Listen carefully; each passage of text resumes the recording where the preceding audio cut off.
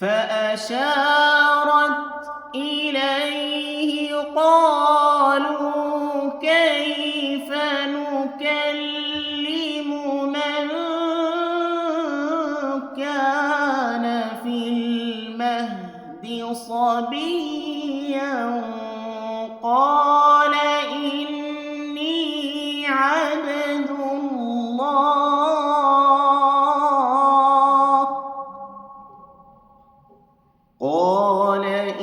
إني عبد الله آتاني الكتاب وجعلني نبيا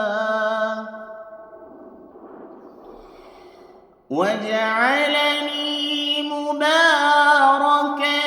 أينما كنت وأوصاني بالصلاة والزكاة ما دمت حيا